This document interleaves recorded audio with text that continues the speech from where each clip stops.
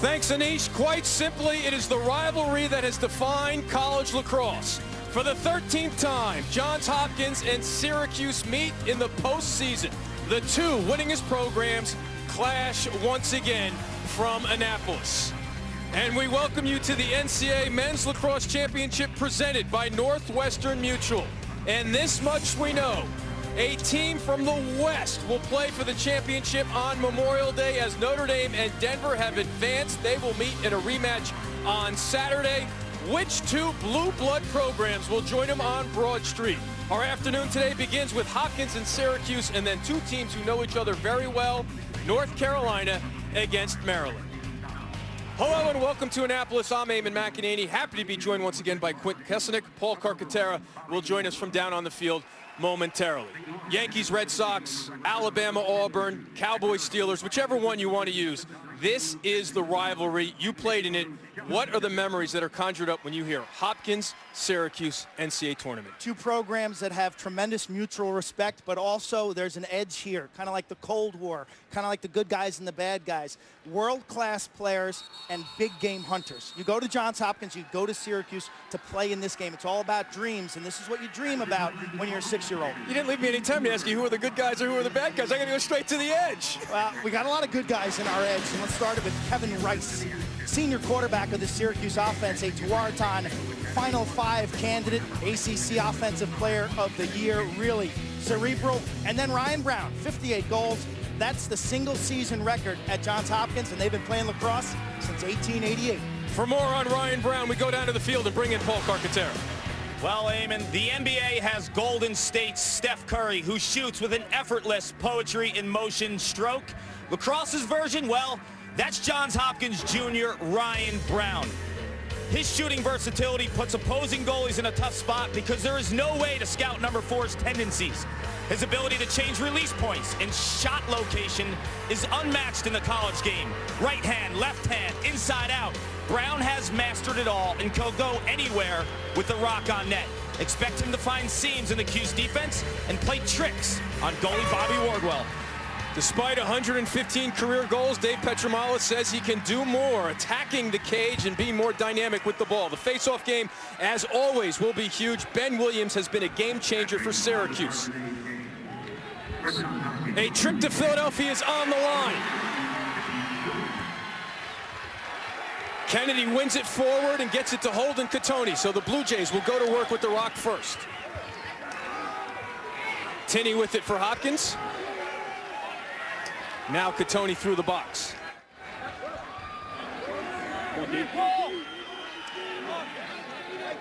In goal for the Orange, the veteran Bobby Wardwell out of Clifton Park, New York, a career record of 27-8. He had 6 saves in the opening round win over Marist.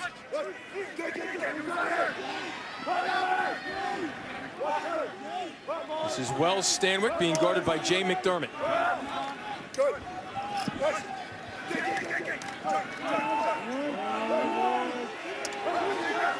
Syracuse bench looking for a ward, no call. Our officials today, Dave Pinciero, Doug Donovan, and Brian Abbott. Here's Brown, he doesn't pull the trigger this time, now he does left, off the mark. Race to the sideline. They say it stays Hopkins' ball. Johns Hopkins looked far from a quarterfinal team opening up the season 4-6. Now they're about to be a man up. A 6-game winning streak started with an overtime win against Penn State. A free possession with the flag down against Syracuse. Shot and a goal! The Blue Jays are on the board. Wells Stanwyck with his 23rd of the season.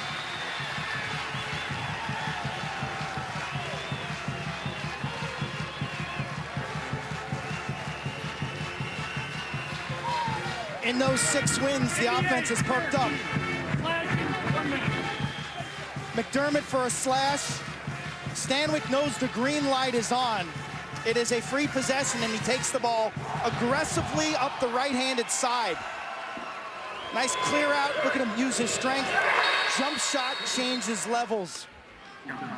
You look at him, Stanwyck, if he can get some dodging effectiveness from behind, this Hopkins offense will be tough to defend, Q. They have the playmakers off ball, initiators. There's the slash on the double team, so it'll be a 3-on-2 face-off as the penalty carries over.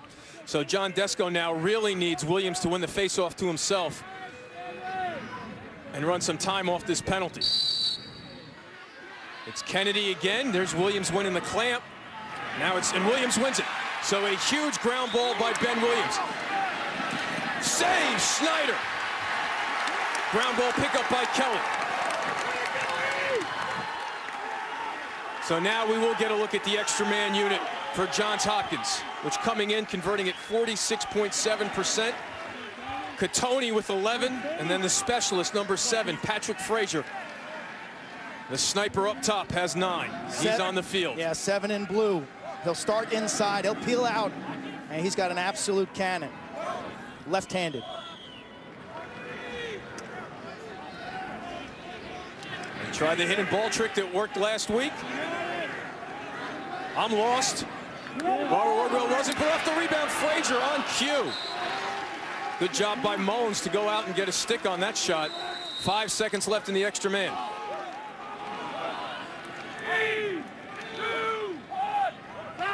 Penalty released.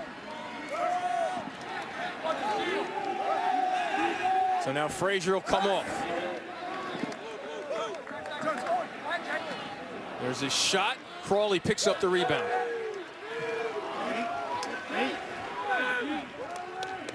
Paul, what are your keys for the Orange? Midfield scoring. You know what you're going to get with that attack unit with Kevin Rice and Dylan Donahue. Nicky Galasso and Schoonmaker need to be huge. And then off-ball defense. This Hopkins offense moves so well without the ball. You got to contain their picks and their ability to come off those scrapes. There's Kieran Eisler drawing the switch.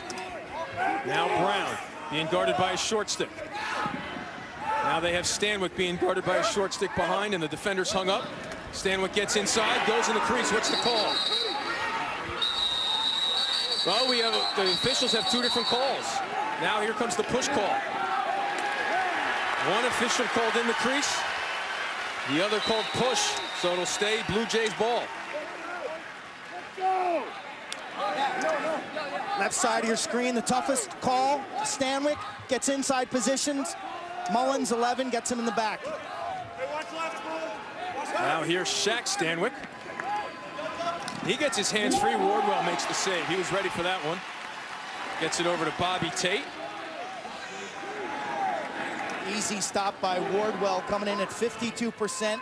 At one point this year, he was at a 58% goaltender. He hasn't been sharp lately. The book on him, changed levels, high to low. He tends to lock his knees. Hopkins already with 7 shots, but just the 1 goal. In goal for the Blue Jays. A roller coaster year for Eric Schneider, but he is on a roll right now. And now we get a look at maybe the top 6 offensive players as a team in college lacrosse here with this first midfield group. And quickly they pulled Galasso, so a change in strategy. Normally Johns Hopkins has pulled Hakeem Leckie. Now here's Schoonmaker being guarded by Crawley. Here's Leckie. Motion offense, no soft spots among the top 6 for Syracuse. It's like a great salad where all the parts complement each other. So Hakeem Leckie has to strap up his helmet. Actually, as you take a look at it now, it looks like the strategy is to look like a double pull in the midfield for a minute, but here's Rice being guarded by Fields. Looking inside, catch made, save, Schneider. The 9, Galasso, but Schoonmaker keeps it Syracuse ball. Now Leckie being guarded by Phil Castronova.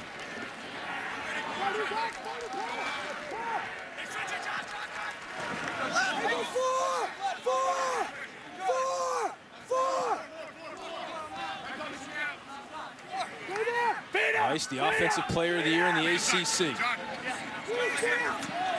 Forcing the issue on Fields. And he draws a flag. Not a very popular call here in Maryland.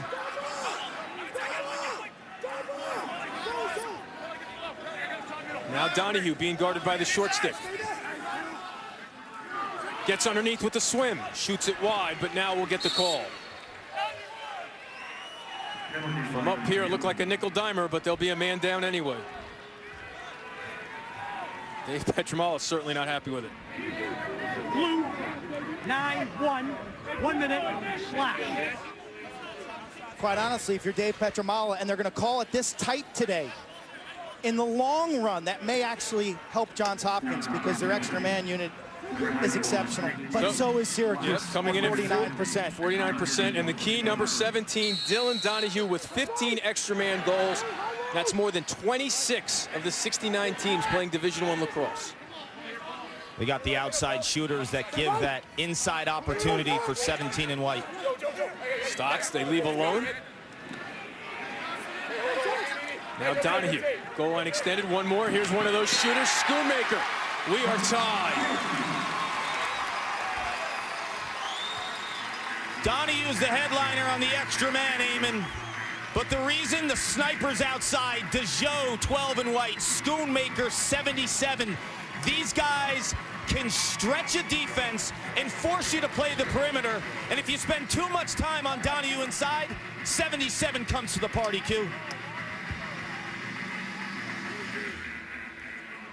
As you roll this here, you see the defense is on the carousel. When the ball goes to Stotts, let's freeze it right here.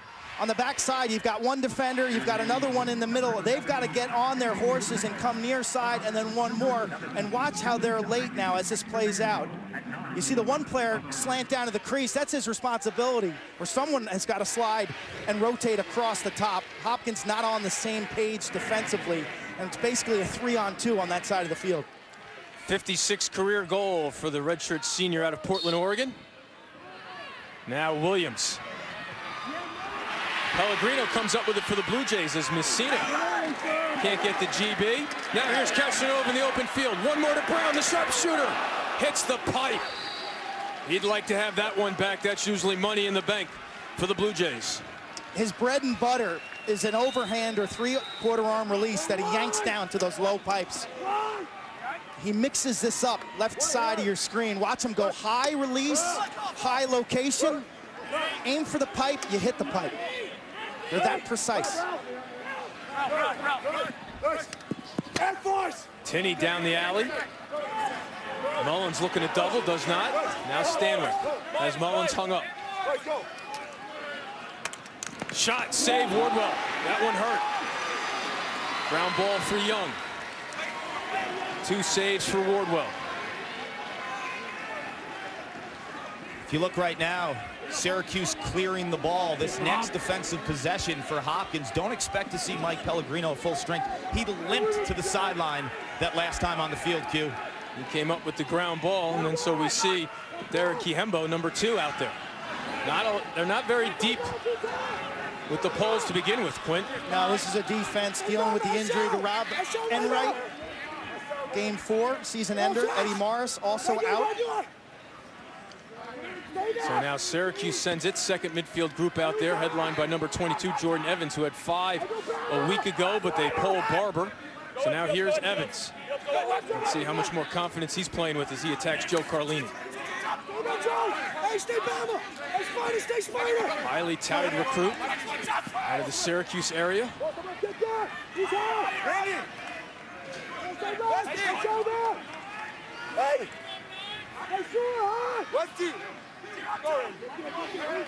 This is Nick Weston. So they're shutting off Stotts off the ball as Catoni's out there. Now Stotts goes to the crease. The officials are having their conference to see if they want to put the shot clock on as Rice attacks Fields. Stutter step, hands free, save Schneider. Critical ground ball here. And Kelly comes up with it. Kelly was all over the field in the ground ball department a week ago, and Johns Hopkins routed the Cavaliers. In terms of Johns Hopkins keys, we'll keep it simple. Goaltending, 55%, and rebound control. You saw that last shot deflecting in front. Snyder is like a human pinball machine. Rebound control is huge. And then face-off. Get to 50% and tie up Ben Williams in terms of his ability to make a quick escape. Schneider already with 3 saves. That's the midfield group of Eisler, Radzewitz, and Crawley for the Blue Jays. Shot in the goal. Stanwyck has his second.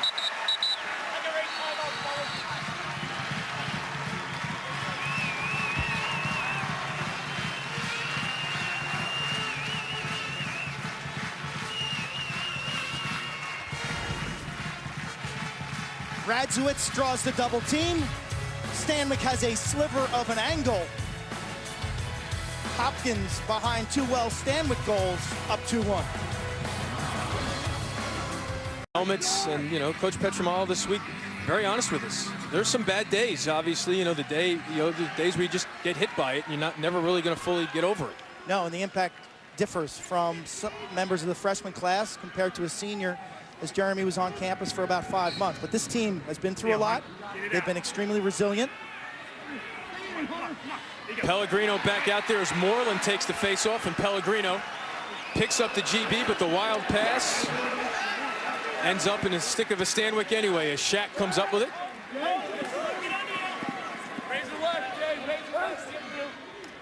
Quint, we talked about it, 4 and 6, now on a roll. Offensively, where do you see the difference with this Blue Jay team? I think they have more ball carriers this year than they have in the past. I love their what's called a big little game, which is a pick and roll game behind the goal where they create and change matchups. Q, I was in their huddle. That's exactly what they want to do on this possession. Stay away from 28 in white.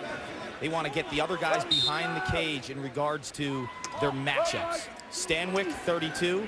The other Stanwyck, his older brother Wells, 42. They have the green light, but it's against certain matchups, and this pick game allows them to do it. Here is Stanwyck, already with 2 goals. I mean, it's very similar to college basketball with a pick between a point guard and a center where they try to change that matchup so the offense has either a quickness or a size advantage. McDermott denying Stanwyck, but not enough as he gets just above goal line extended. He has 3 already, all 3 goals courtesy of number 42.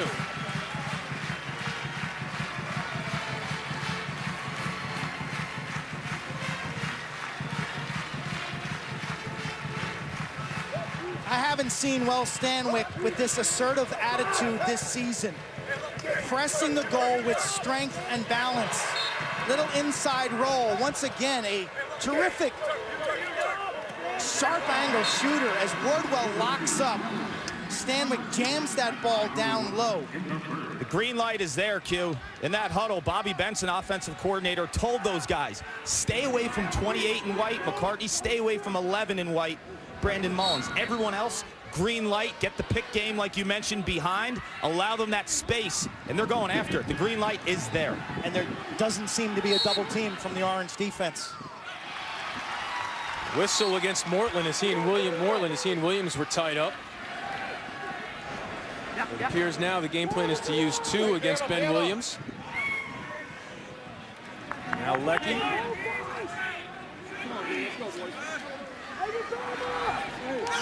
Schoonmaker and Galasso out there, top midfield group.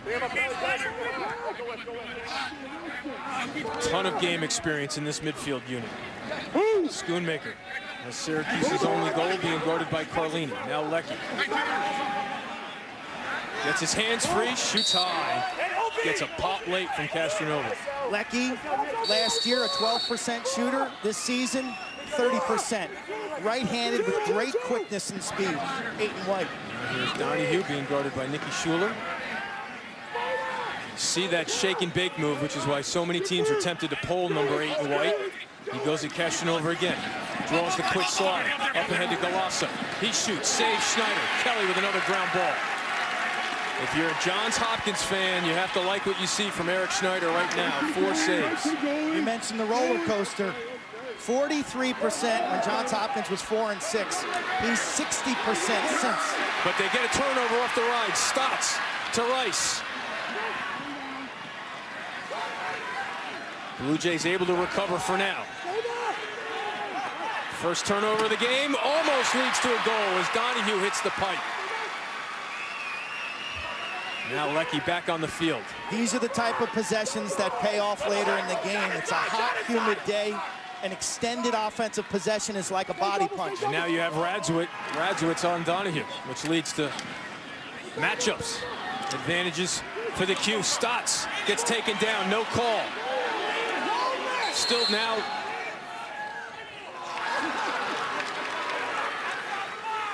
How is that not a holding violation? Either way, the defender's either hooking the offensive player or the offensive player's taking the defender's stick and clamping down on him.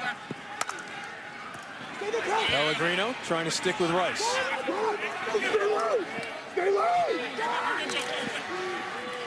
Here, Dave Petramalo saying, stay low, stay low. So Pellegrino wins that matchup. Now they have a shorty on Galasso. Lecky, hands free, shoots high.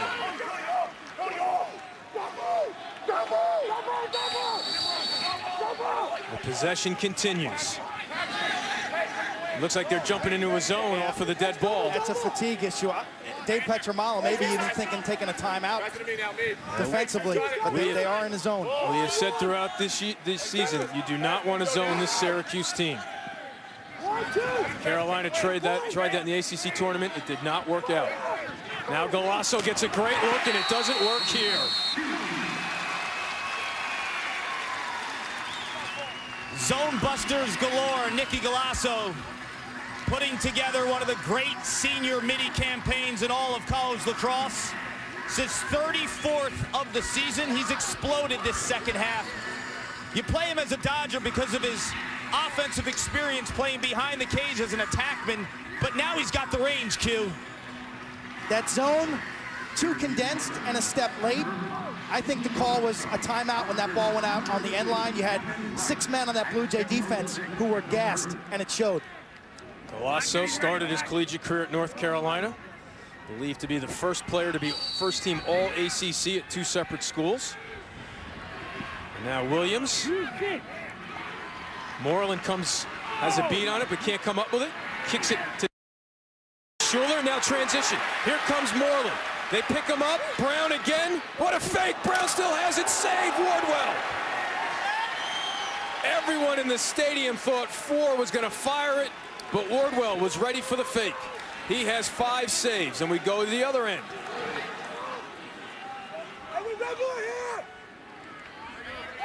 Senior goalie from the Albany area, Shenenda Ho. Watch him hold his pipe. Good body save. He's playing his best when he's moving his feet. I talked about earlier, sometimes he tends to lock up and not bend his knees. When he bends his knees, he moves from pipe to pipe as well as anybody. Now Barber, some fresh legs for the Cuse. He's out there with Weston and Evans. Now Stotts attacking Schur. Barber forcing the issue with the shoulder. Eamon, you mentioned the fresh legs. I know you guys are in the AC up top. It is hot and humid on this turf. You're going to have to check with whoever set this booth up, Garth. There's no AC working, but Stotts is.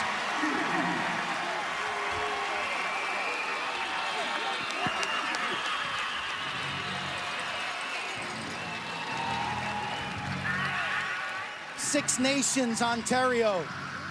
Played for the Iroquois Nationals last summer in the World Championships in Denver. He can do a little bit of everything. Great body control, the ability to deal with physical pressure, poise around the net. He had 4 against Hopkins in the Dome earlier this season. I think he's poised for a big afternoon. Randy Stotts. Cuse has options right there with Stotts, Quint, because he can throw that shot behind his back. So when he's driving on the defender, when the stick's in front, he can roll back. If he goes back to his right and that stick then goes downfield, he throws it behind his back. Quint, you mentioned his summer in Denver, 13 goals and 8 assists in the World Championships. And now a timeout taken by John Desko, as they might hold for one with 35 seconds left in the first quarter.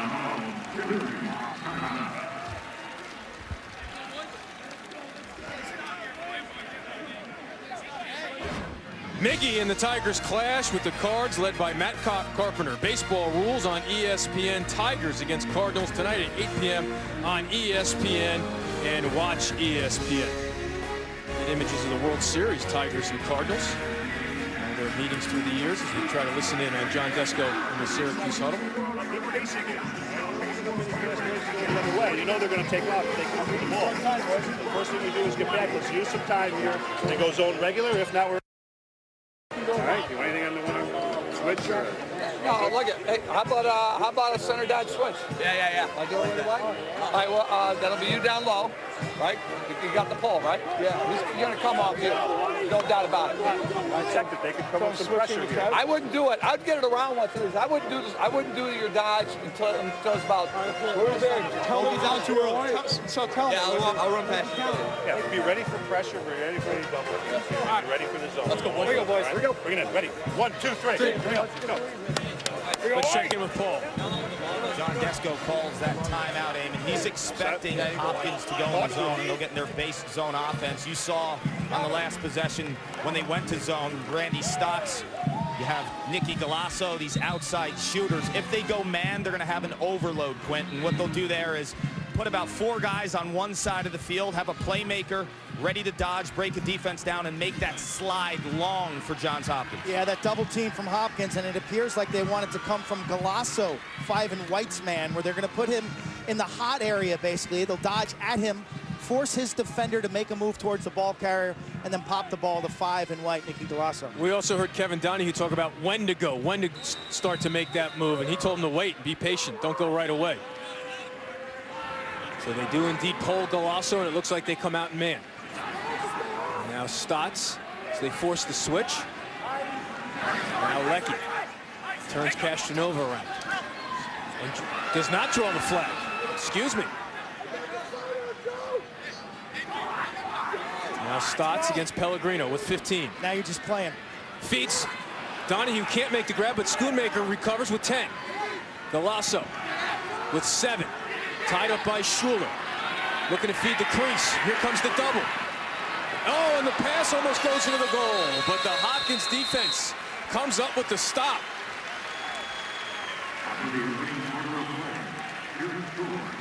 So we are off and running from Annapolis. The rivalry that has defined the sport with a spot in championship weekend on the line.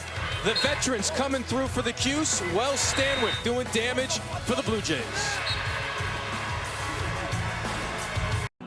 John Tillman, the head coach of Maryland, 3-0 in the quarterfinals, and Williams jumps there, so his first violation of the half. If Syracuse violates 2 more times in the second quarter, it'll be a penalty.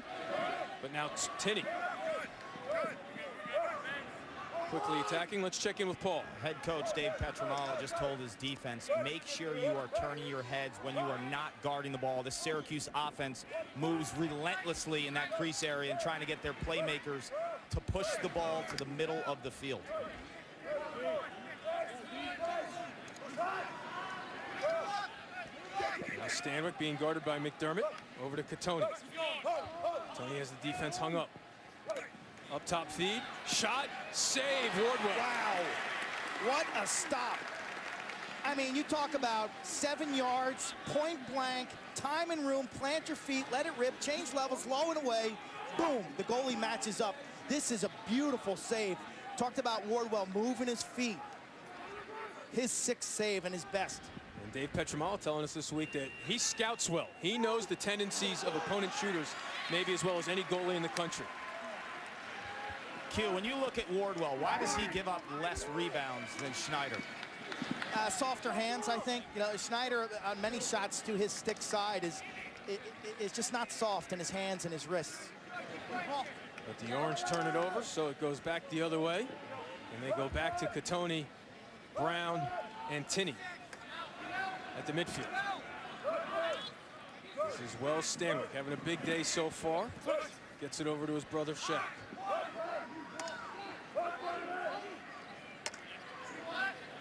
And here's Tinney attacking Grimm.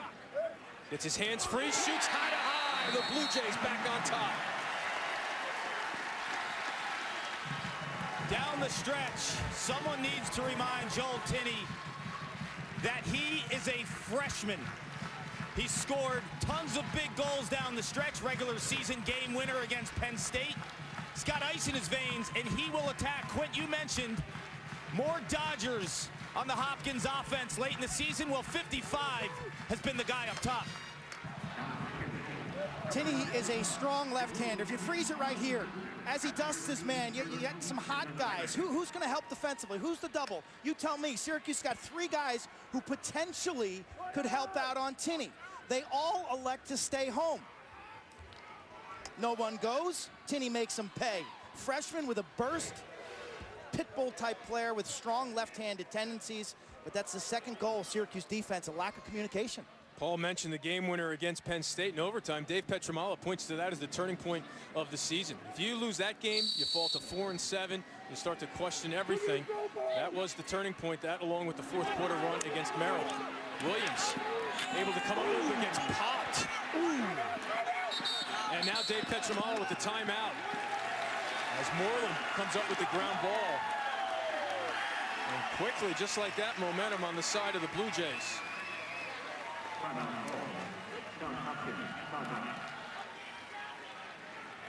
So Dave Petramala's club doing very well in the face-off department. And Williams, got to play with your head up.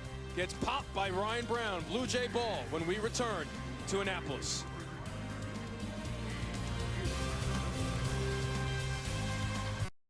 Beautiful day for the quarterfinals. Coverage of the NCAA championships continues with the NCAA men's lacrosse semifinals on May 23rd at 1 p.m. Eastern on ESPN2. For more information on the NCAA men's lacrosse semifinals, log on to ncaa.com, the official online home for all 89 NCAA championships. The guys in the studio touched on it. For more on the face-off game, we go down to Paul. Well, Eamon, Syracuse's Ben Williams, one of the most feared face-off men in all of college lacrosse. Hopkins is doing a great job, and I overheard the Hopkins Blue Jay face-off unit talking to each other. Hold Ben Williams up. Do not let it become a one-on-one matchup. Crash the wings, and in doubt, push that ball, flush it out to the wings so you make your guys on those wings, those hashes at the 50, do all the work. One-on-one, you're not going to beat Williams. They're up 5-4 on him right now. Feet inside, open Crawley. The goal is good.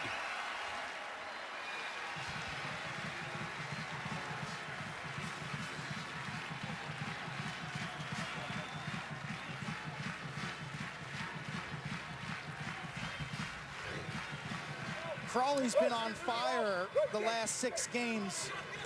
Stanwyck draws the double from D'Agostino in a well-timed cut from Crawley, who fills the seam. He flashes the target, maintains his poise, and just places that ball by Wardwell. One of Syracuse's deficiencies, Q, is off-ball defense. They're struggling to cover the guys in that crease area. I was going to say 60% of Hopkins' goals this season have been assisted. Crawley growing up on Long Island in Port Washington. His first youth coach, Marty Bergen, the former Johns Hopkins All-American, 1983. Played in that memorable championship game against Syracuse. Tore his hamstring. He was the main storyline in that game. Now Williams and the Orange win the faceoff. The other key thing about the faceoff game to pay attention to in the second half, it's a warm day. Ben Williams is usually a one-man show there. As Paul mentioned, 2 guys going at him today, Moreland and Kennedy. But right now, Syracuse ball down by 2. Now, one more. Good recovery defense by the Blue Jays. But they end up with a tough matchup behind the net. Quick slide from Kelly, and Galasso can't handle the pass. Kelly again with the ground ball. Quickly ahead to Tinney. Numbers for the Blue Jays. Flat out 4-on-3. He's going to keep it himself. Do they have backup? They do not.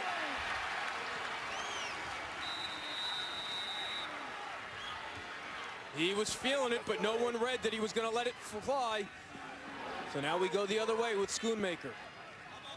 You got options there when you carry that in. In hindsight, Tinney should have thrown that ball to the point man and then maybe gotten it back. A little give and go. The point man is the quarterback of that fast break.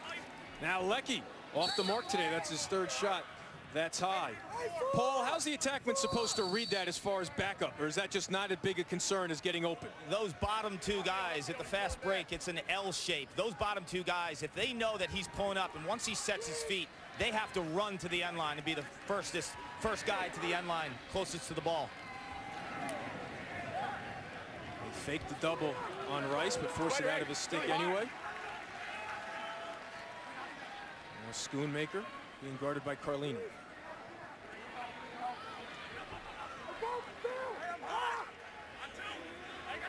Kelly now on Stotts. Some Pellegrino to Close and Donahue. Now they switch.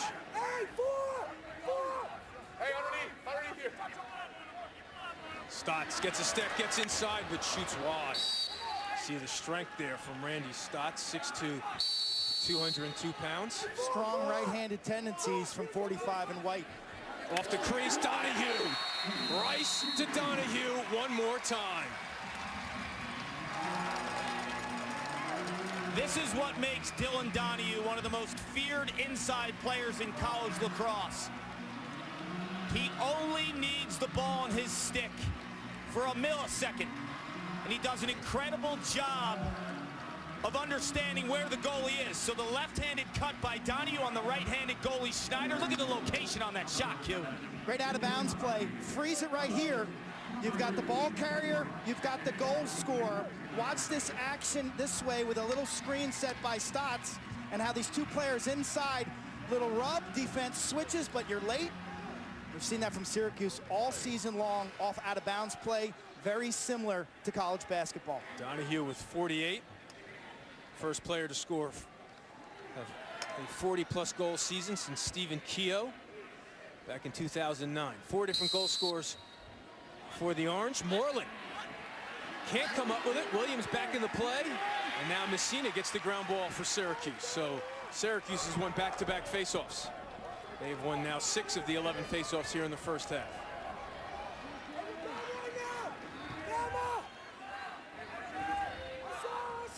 So now Derek Kihembo, number 2 in blue, out in the middle of the field to play the long stick midfielder position. He picks up Weston, who gets it to Barber through the substitution gate.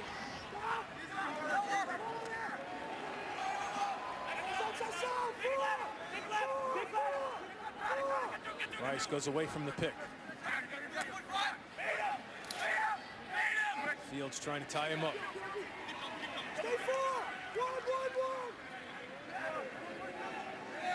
Now Stotts coming around.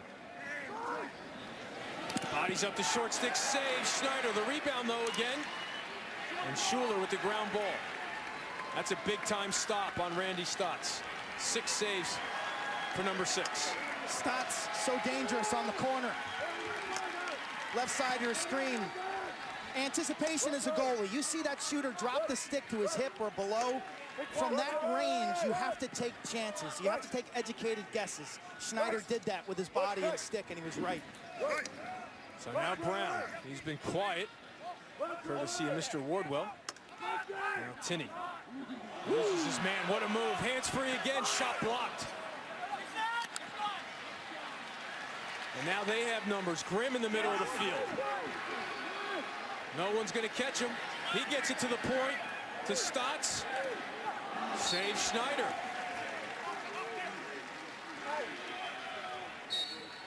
Quick restart now. Carlini ties up Rice.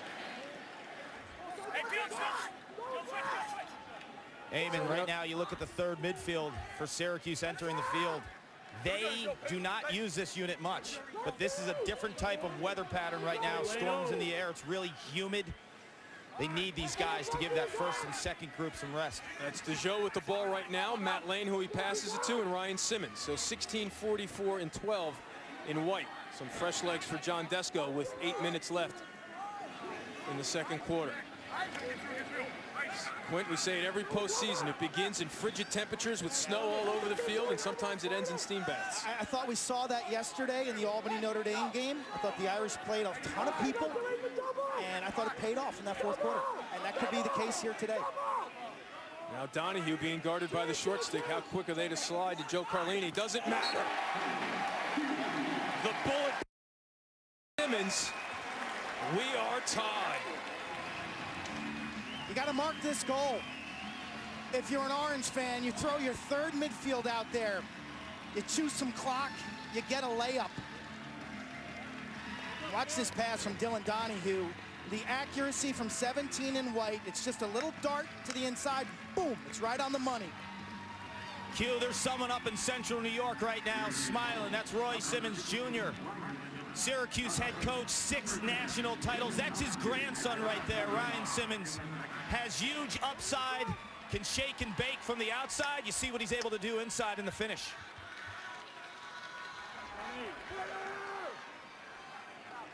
Five different goal scorers now for the Orange.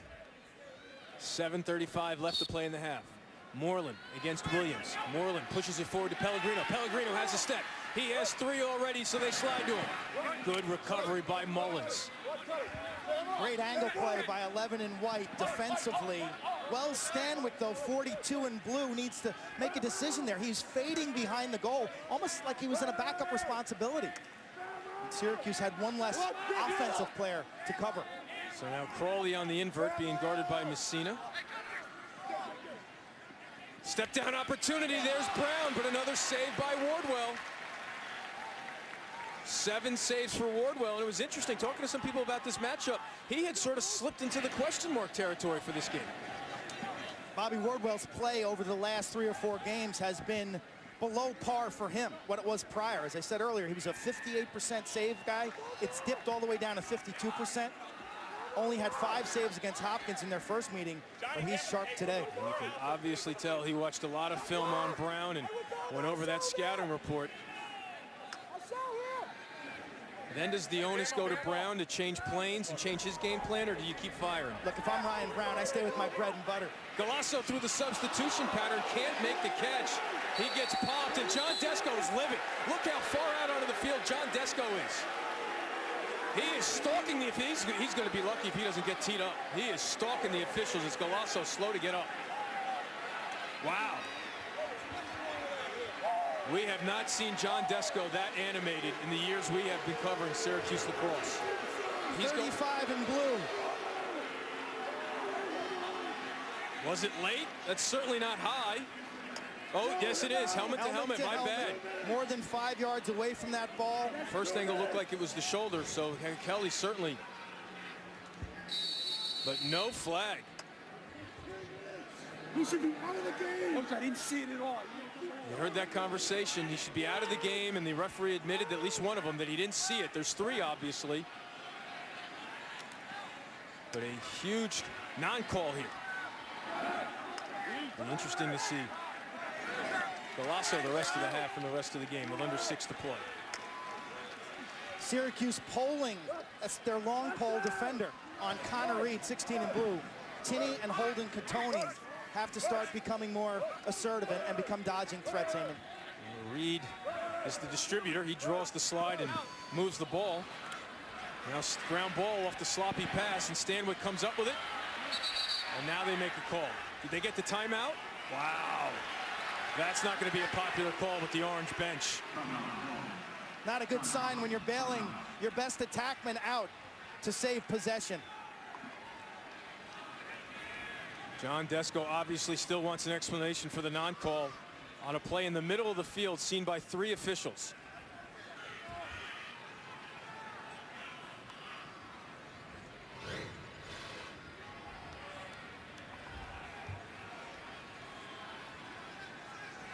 You see the 2 officials right there.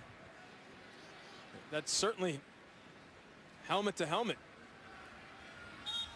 I have never seen Coach Desko that animated. Dave Pinciero feeling the brunt of his criticism right there.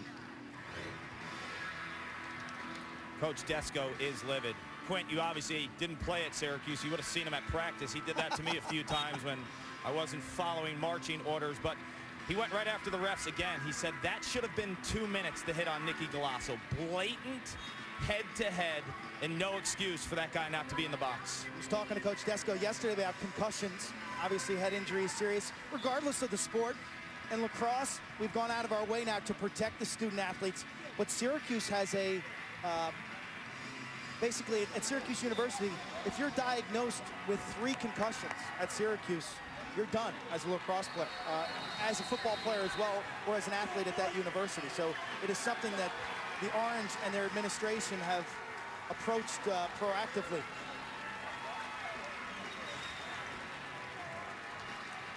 You know, he's looking for a 2-minute non-releasable. That certainly conjures up memories of one of the most memorable calls of the regular season in the ACC between North Carolina and Notre Dame. Quint, North Carolina had the lead. They turned it over.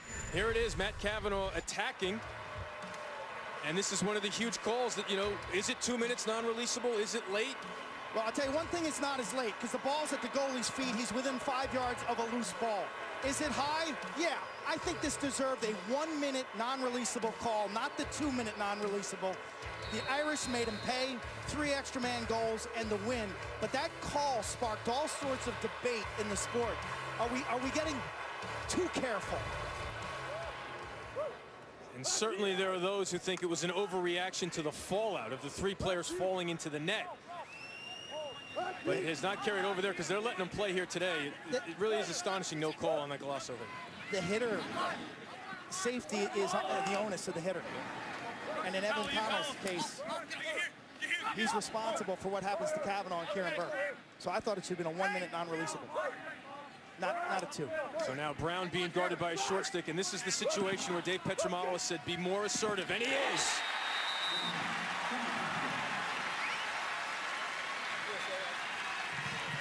Everyone knows Ryan Brown's prowess as an outside shooter.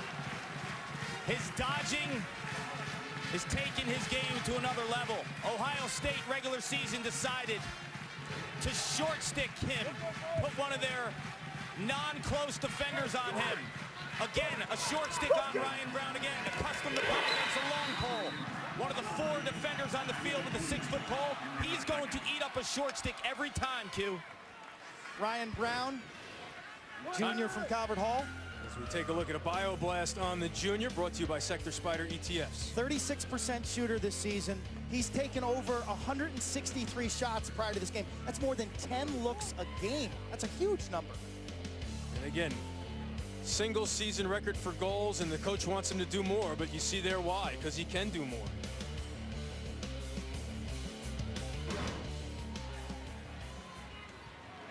So Johns Hopkins back on top with 4:46 left to play in the half. Someone jumped, and it's Moreland, so it'll be Syracuse ball.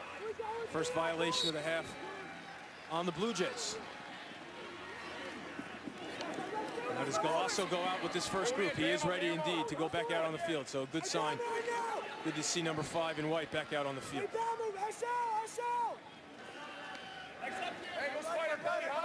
And he draws the pole of Pellegrino again. Lecky's gotten his looks, just hasn't put him on cage yet. Wants to set up his right hand, needs some space. Draws the slide from Pellegrino. So a quick switch for the Blue Jays. And now they end up with a short stick Castronova on Rice. Invert defense. Hopkins will play a bit of a 5-man zone behind this mismatch. And a very tough team to zone with all their shooters. And crisp playmakers. Stay 4! Stay 4! Go 4! Schuler on Donahue now. Lefty, Nicky, lefty! Come underneath! Now they fall back into a man-to-man. It's good talk by the goaltender, using first names. Shot clock on. Barking out tendencies.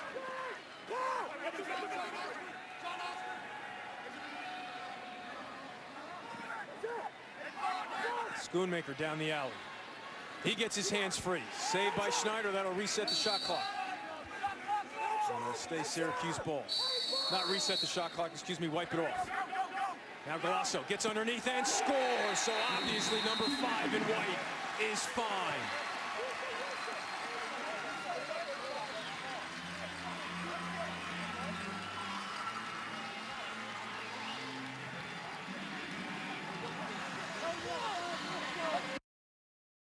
Redshirt senior from Long Island, started his career at North Carolina as an attackman.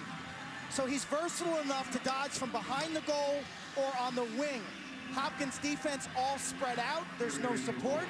Shake and bake little underneath move. And who's got more poise and finesse around the goal than Nicky Golasso?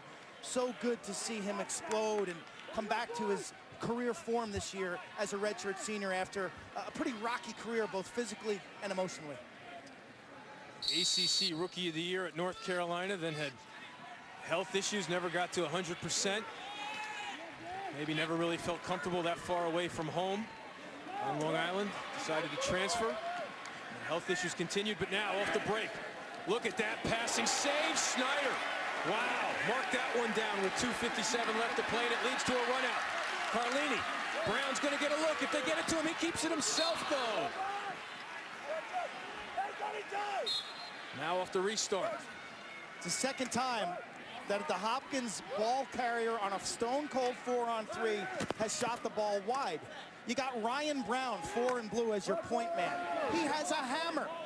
Get him the rock. And they came off Brown that time.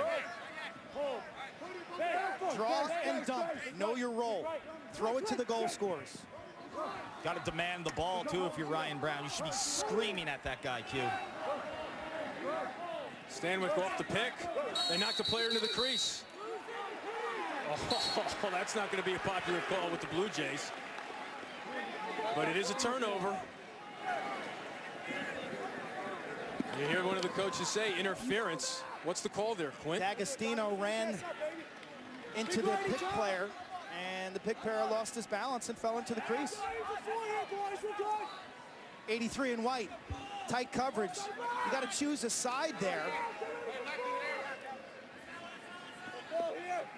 I'm not sure why that isn't interference on Syracuse, because the pick is a stationary target. He runs him over into the crease.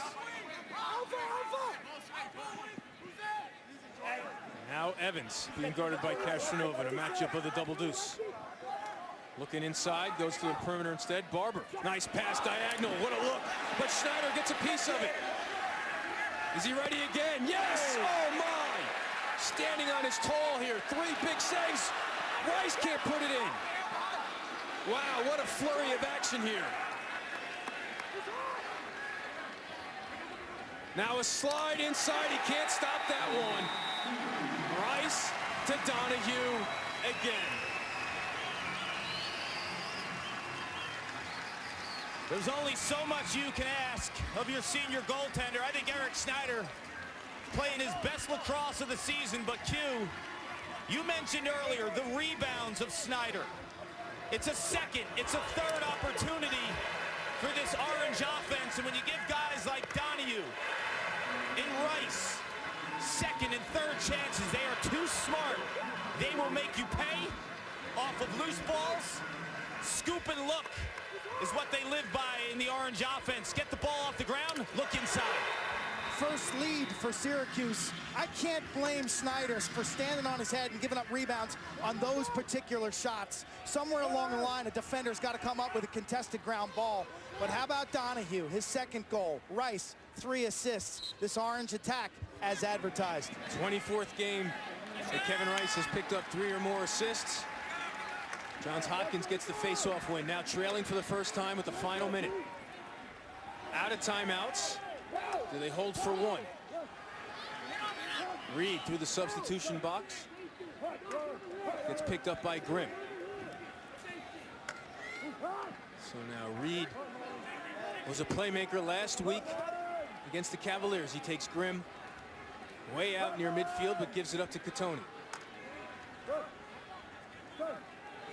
Now they're trying to shut off Reed. Under 30 to play in the half. Tinney attacking the pole. Now they put the pole back on Reed. Tinney down the alley, can't get back to his left. Catch by Brown to his left, wild shot. But Stanwyck there for the backup with 11. Got to go quickly now. Feed inside, they can't make the catch. Good team defense there by Joe Gillis. And that'll do it. No, 1 second left, excuse me.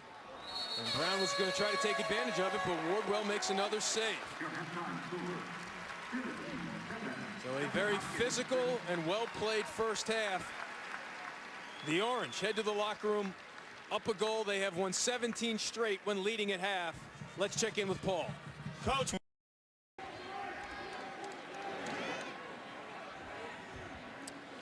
So Wells Stanwyck needs his running mates to come join the party at the attack as Kennedy wins it forward for the Blue Jays. This is a rivalry, Eamon. Iconic programs, world-class players.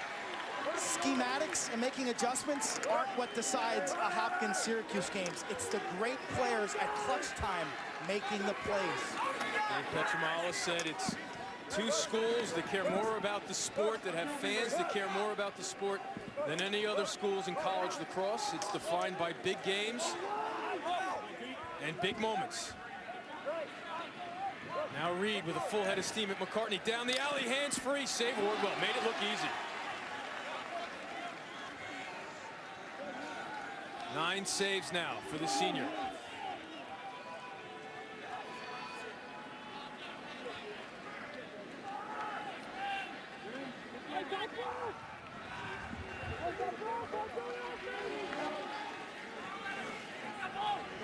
Walk it into the box and get it to Donahue. Hey, regular here, regular! I saw!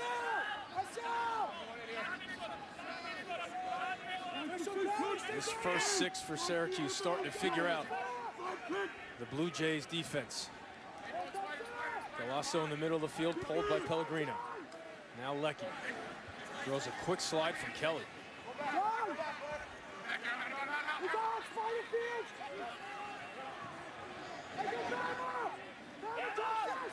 So now they have a short stick on Galasso. Let's see if they exploit that matchup here. Double will come early from an adjacent man. Now Stotts up top. This is Schoonmaker with Pellegrino on.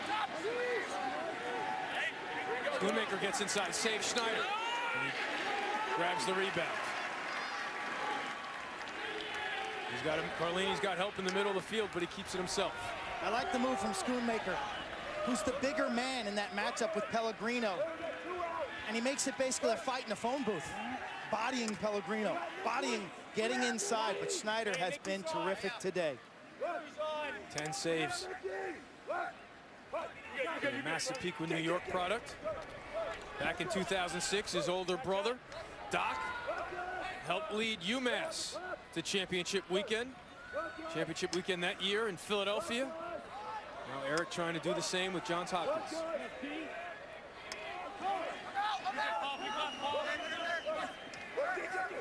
Radzowitz gets a step around goal line extended, but shoots high.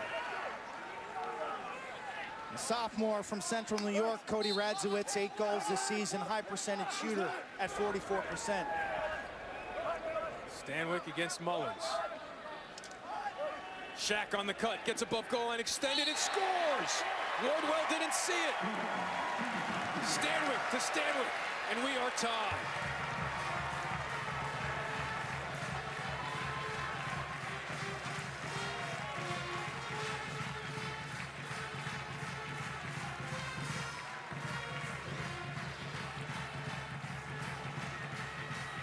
Ball's on the left wing. Little front swing. D'Agostino, 83 in white, gets caught on the back post, and it's late to get there. There's the tail end, brother to brother. Family of 8 children, Baltimore natives. Came into this weekend, the family, more than 1,700 career points. It started with Sheen at Georgetown with 330 career points. It's a lot of wall ball. A lot of wall ball, of course. Steele Stanwyck, the Tewaaraton Trophy winner, helping Virginia win the national championship 2011. We could go on, but they've added to that point total here this afternoon, and 15th time this year they have combined for a goal. All-name team as well. Oh, tremendous. Covey, Coco, Wick, Wells, Tad at Rutgers with 55 points. Find him, man! Probably had some broken windows along with that wall ball, too. Evans can't handle the pass. Kelly's going to hunt him down, but Evans, nope, still loose. And he loses it. Will this be over and back? It is. New rule, once you have possession, and now there's delay of game on Evans. A mental error compounded by the frustration. Or was it Strong Young who batted away? My bad. But a new rule, once you have possession in the box, you can't go over midfield, much like basketball. White, 2-7, 30 seconds, delay a game. Love this defense, 35 in blue. Look at the aggressive attitude. You commit to the loose ball right here, you may as well just stay on it. He hounds Evans into the turnover, and then 27 in white kind of loses his cool and gooses the ball away from Ryan Brown. Hopkins is dangerous off of those quick restarts. Brown's dangerous on the extra man, and so is Frazier. His 10th extra man goal of the year. Blue Jays back on top. Q, we were up in the Dome in early March, and Frazier with an absolute laser display, 4 goals against the Orange in the first game. You think they'd press out, have some heightened awareness when he is on the extra man unit, and you don't go out and play his gloves. This is what 100 miles an hour, changing levels, looks at when you're a goalie. You can't see it, you can't save it. I was at a Hopkins practice in early January, and I asked assistant coach Bill Dwan, who is that freak of nature with that left-handed shot? He goes, this is 6'2" freshman we got from Walpole, Mass. Frazier, his 10th extra man goal this season. I haven't seen a goalie be able to track that high heat. He had a goal against Syracuse in the regular season, like Paul mentioned. All 10 of his goals in his freshman campaign are on the extra man. The problem is that Kennedy wins it forward. Again, we mentioned it. Is Williams getting gassed? Do you send Cal Peduta out there to take a few to give Williams a break?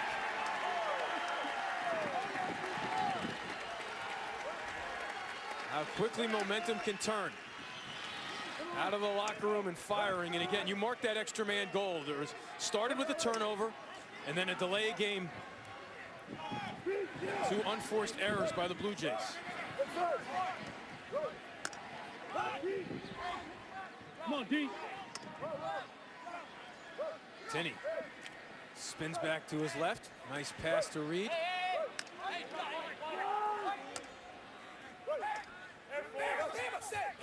And Shaq feeds inside.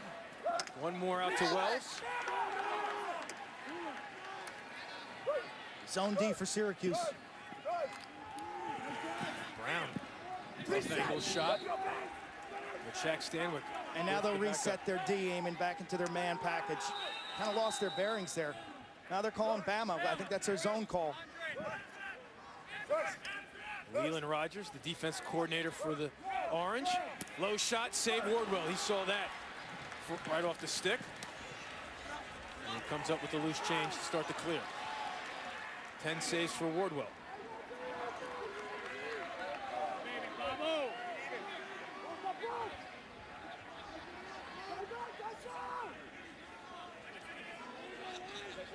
Sun again breaks through the clouds.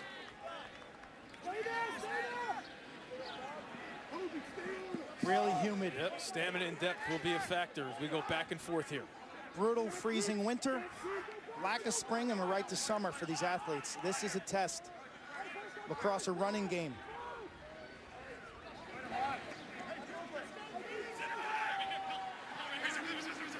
Quick slide to Leckie. Nice feed, picked off. Good job recovery by Phil Castronova, getting inside and his stick in the passing lane.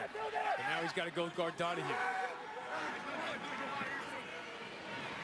Pellegrino doesn't commit to the slide, so Donahue commits to the dodge. Saves Schneider. Up ahead to Pellegrino. 11 saves for Schneider. No numbers for the Blue Jays.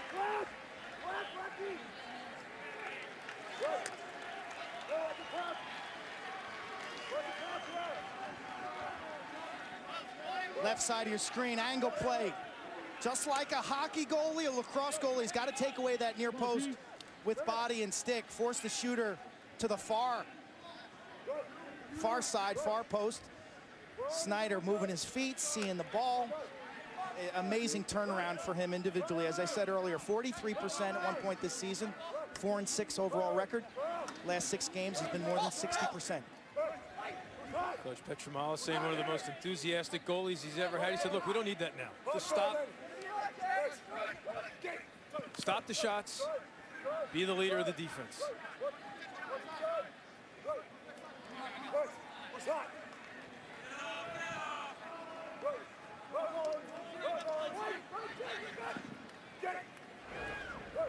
Up top, Eisler.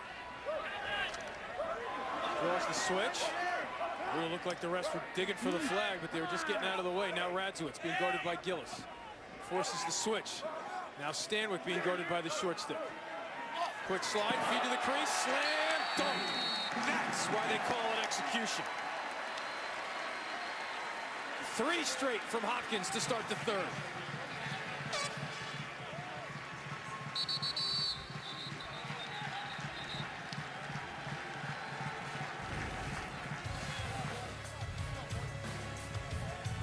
We were waiting for Shaq to come alive, and he has.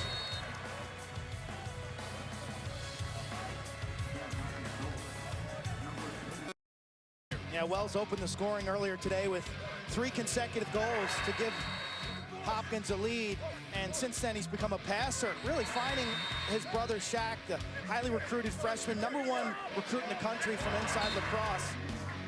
32 and 42 have been destructive for this Syracuse defense. There's Shaq, the dad, as we said, 8 children. These are the active Stanwick family members currently playing college lacrosse. They came in as a family with 1,709 career points. We'll give them 8 more right now, so that's 1,717. The father, a big fan of the sport, and that's what the family did.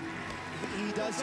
You see, they don't use conventional mesh. They'll use leather stringing that the dad spends hours creating and crafting and fixing. And they're also known on Sunday mornings. You'll see him up in Homewood Field, drilling with a bucket of balls. And that extra time, whether it's in the backyard or on the field with Pops, has paid off. It's a lot of tuition. Do the math, Eamon. When you got 8 kids, 30, 40, 32 years of college with some aid there, woo, big bucks. You got a high school game we can call on the way to the airport to help pay for that tuition? So violation, whistle against Syracuse on the faceoff, gives it right back to the Blue Jays, who are feeling it. 4 unanswered goals by Hopkins to start the second half. Catoni beats Wardwell.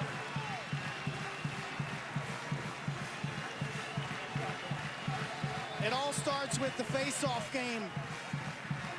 Syracuse Ben Williams has been 68% this season, but on days when he's 50-50, this defense is exposed. This is the first soft goal that Wardwell has given up today. Watch the goalie's reaction. Straight overhand bouncer. Sometimes tough to track that ball out of a moving target. Johns Hopkins has won 10 of 19 faceoffs as Bobby Wardwell now and his defense have given up 4 goals in just over 5 minutes. This is a Syracuse team that has grown used to having the ball and winning that faceoff matchup as Williams pushes it forward and stops that run.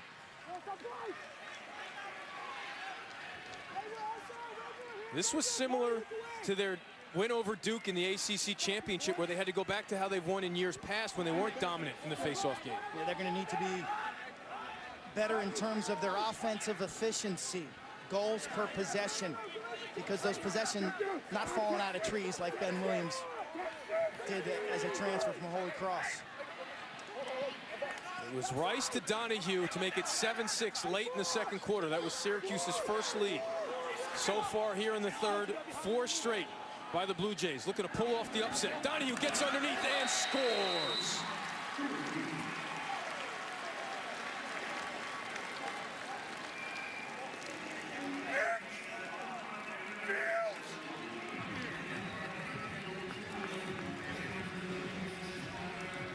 His third, unassisted. He likes the matchup. You'll see the support from Johns Hopkins. The double team is a tad bit late. Underneath move, you shield your stick from the defender, bring it back into that shooting area, and trigger a quick shot. Dylan Donahue, redshirt junior. Time now for a BioBlast on the son of assistant coach Kevin Donahue, brought to you by Sector Spider ETFs. Talked about big extra man goals this season, with 15 coming into this game, and a chemistry with Kevin Rice that was honed during the summer in Manley Fieldhouse. Coach Desko telling us this week, all summer long, he saw Rice and Donahue going to work on something extra. And now as soon as you start to, oh, we got a Johns Hopkins player hurt. Pellegrino slow to get up. So Williams has won 2 straight faceoffs. Pellegrino down now to play defense. You wonder if the Orange recognize that and attack 34 in blue.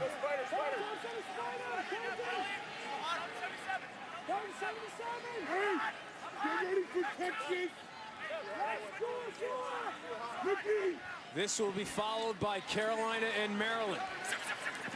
2 spots And championship weekend up for grabs. 4 tradition-rich programs, but it doesn't get any bigger in college lacrosse than Syracuse against Johns Hopkins. Galasso now being guarded by a short stick. Leckie hands-free, off the mark again.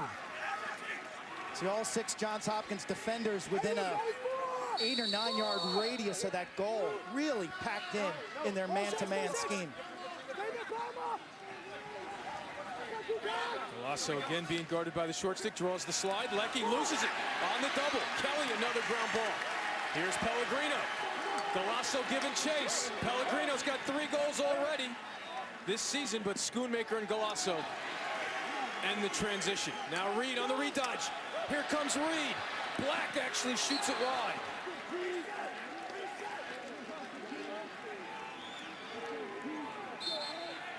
So defense to offense for the Blue Jays, and now they'll make some substitutions.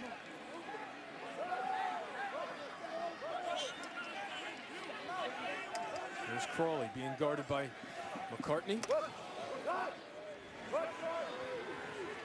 Eisler and Radzewicz at the midfield for Johns Hopkins.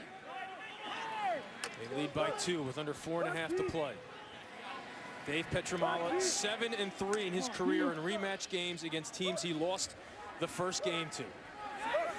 He improves to 8-3. He'll be back in championship weekend, snapping a 4-game losing streak in the quarterfinal round. Radzewicz tied up by Gillis momentarily. Shoots, hits Wardwell in the chest.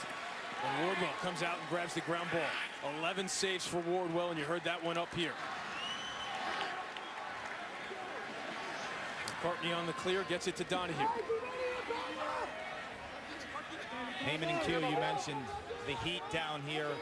From a depth standpoint, it's been tracking numbers. Syracuse has used 4 more players in this game. So if it gets into the 4th quarter, Q, that's a whole fresh midfield line. It's great info. And there's a moving pick call. So they didn't call the interference in the first half.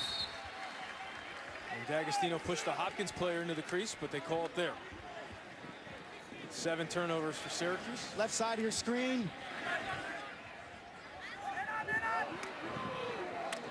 Now Reed tied up by Furman. It's best to deal with that type of perimeter defensive pressure by going north-south, not east-west. Attack pressure, don't run from it.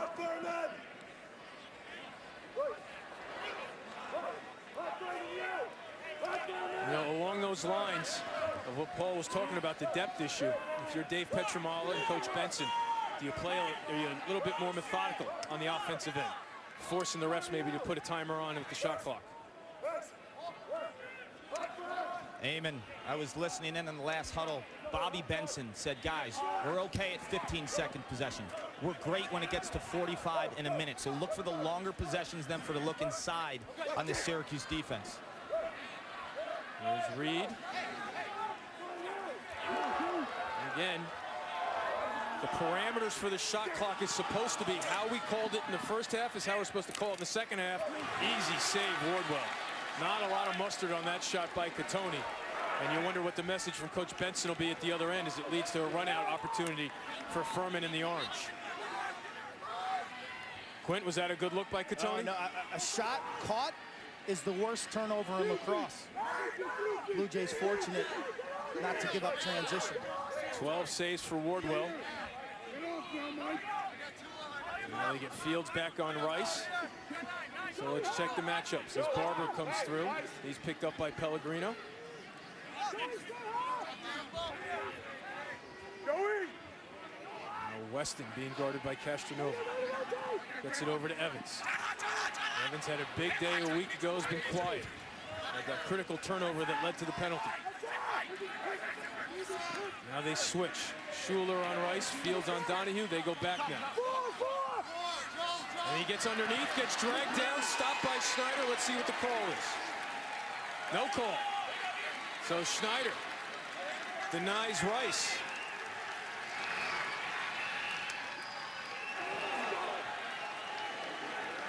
Final minute of play of the third quarter, in which Johns Hopkins has outscored Syracuse 4-1. Now you go slow here. Work for the last shot of this quarter. No question.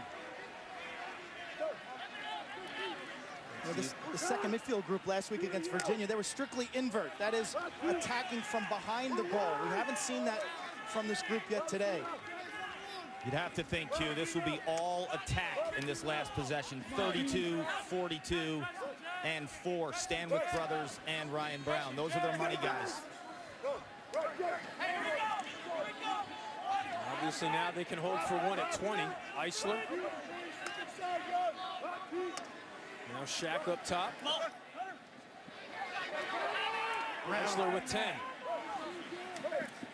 Tough angle shot.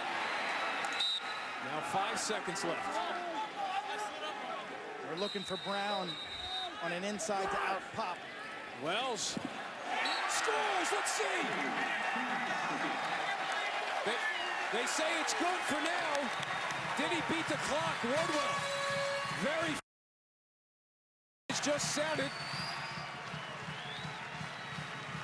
So many things to look at for this goal.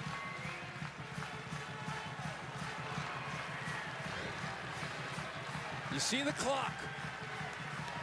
Ball has to be out of his stick at zeros. It is. Clearly. Now where does he land? You can't. They're not calling it a crease, so this goal, if reviewed, will hold up.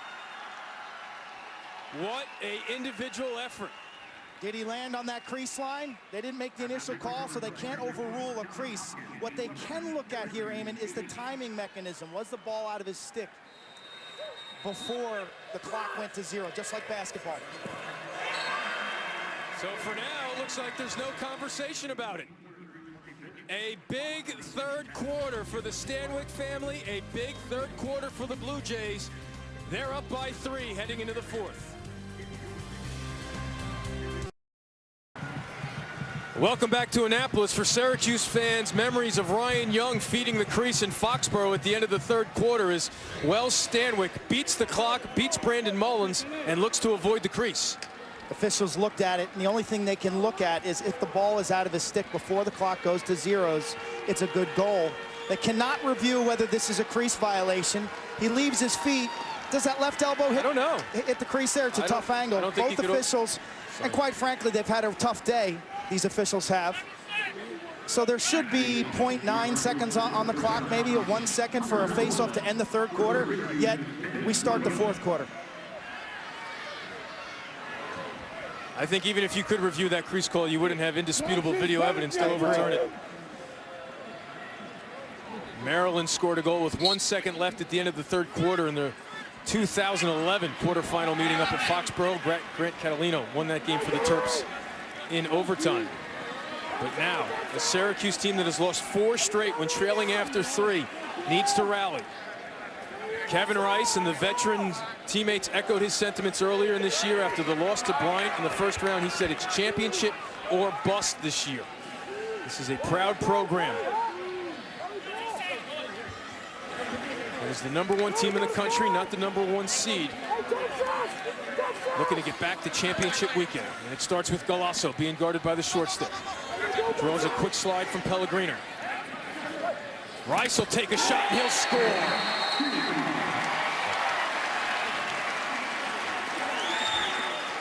Eamon, you mentioned a proud program.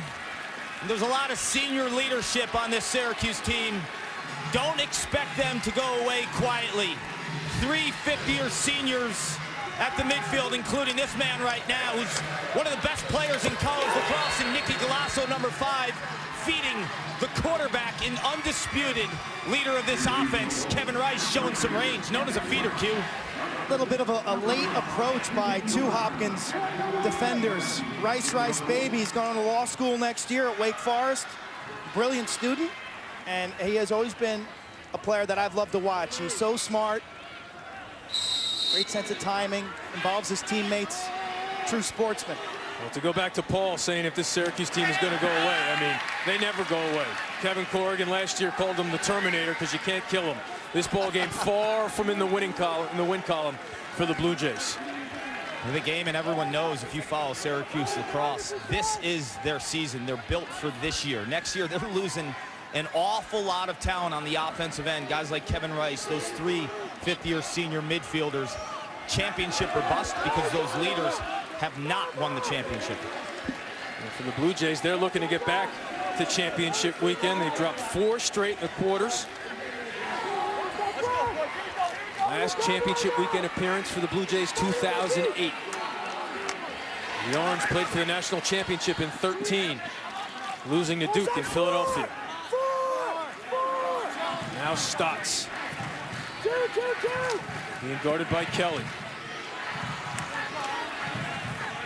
Refs letting him be physical here. Quick release by Donahue. Rare opportunity where he doesn't put it on Cage. And again, this Hopkins defense has logged a lot of minutes.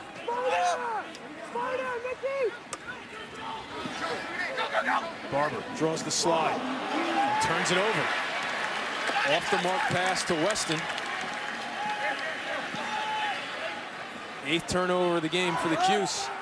And, you know, a lot of talk. Good ride, forces a bad pass, and Evans gets it back. Mark that turnover down. Good hustle, though, by Fields to get back in the play. Now Pellegrino in transition.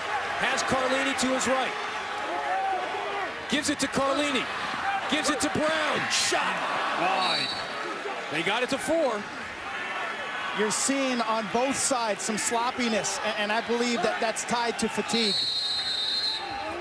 1000%, Q. I'm right in the middle of it all in the box. These guys are spent.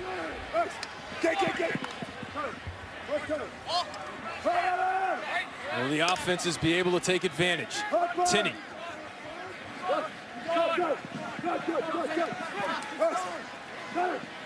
Here's Catoni ripping a goal.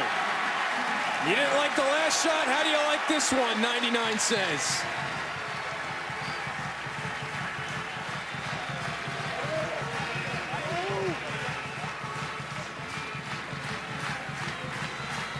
Turnover City, early stages, 4th quarter, both ways. Headman pass, aggressive perimeter defense. You try to force the ball. Nice hustle on the backside by the Blue Jays. Pellegrino's off and running. They execute the fast break. Brown misses the goal. On the reset, look at the Syracuse defense, how condensed they are. Little step back from Catoni, and he beats Wardwell. Sweet shot by Catoni, and after the last time he was stuffed, I heard offensive coordinator Bobby Benson talk to 99 in blue. Don't shoot at his stick. Make him move. Go for those lower corners. Moreland against Williams at the X. McCartney comes up with it, but loses his footing. Brown. Oh, what? What? How did that happen? They call the push after McCartney falls down, so the Orange will take it.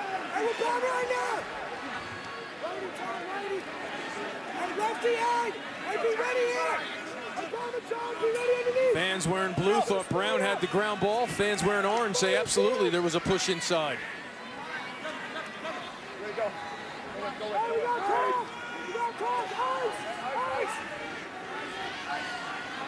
Left side of your screen, here's the scrap.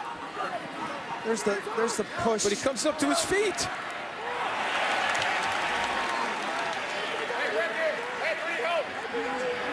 Now Rice being guarded by Scher. Fresh legs against one of the best players in the country.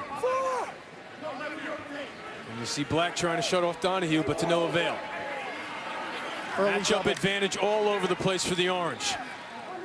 Schoonmaker jump shot, easy save, Schneider. So the Orange failed to exploit some matchup advantages, and now Castronova touches it up in the box for the clear. Now do you work clock or do you keep attacking with 10:38 left? You attack within the confines of your patient offensive system. As Clark said earlier, 30 seconds, 40 seconds, a minute. You ask this defense to make multiple decisions and to defend through fatigue. Eventually, teams tire and make mistakes. We go with the second unit that, as Clint mentioned last week, was all inverts. Eisler, Radzewitz, and Crawley. Here's Eisler. Radzowitz being guarded by Messina. Right-handed player, 10 in blue. Oh, Messina loses his footing and Radzowitz takes advantage.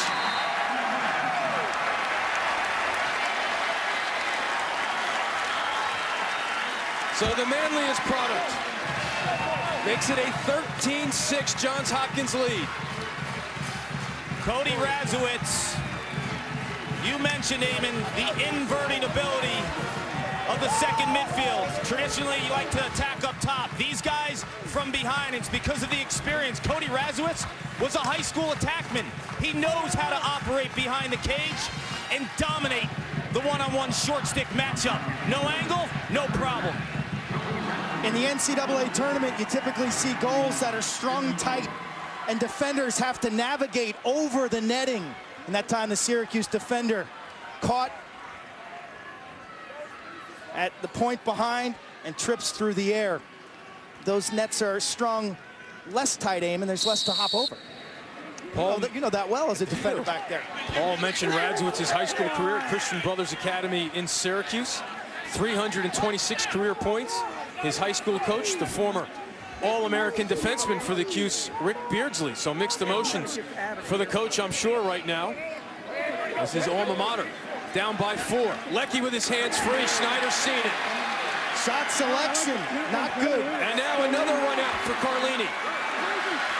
Feet inside, save Wardwell. Mark that one down, 9:15.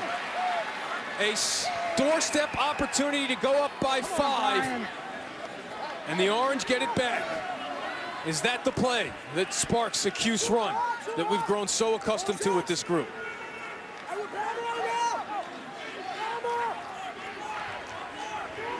Left side of your screen, an aggressive pass inside, well handled. And Wardwell just matches up, stays big. Like his bounce, hop in his step, the focus. 13 stops. Not sure if the coaches like that shot selection by Hakeem Leckie either, because he's not running with the first group. Barber is. Of course, he could just be exhausted. You never know. Stop. And scores. And takes a pop.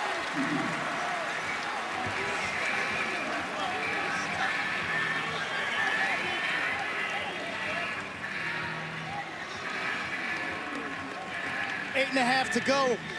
Get the sense we're just getting going here. Wardwell, Carlini with an aggressive pass. It's a great handle right there, but no change of levels, and Wardwell just matches up against Stanwyck. At the other end, Stotts against a tired defender who takes a poor angle and can't cut, and he just runs circles around him. Watch the crossover at the end. Nifty finish.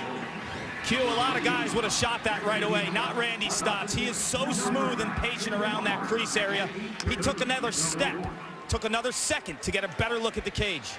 So we question whether Ben Williams would be fatigued or not. Syracuse has won 6 straight faceoffs, and there's a jump by Kennedy to make it 7 straight.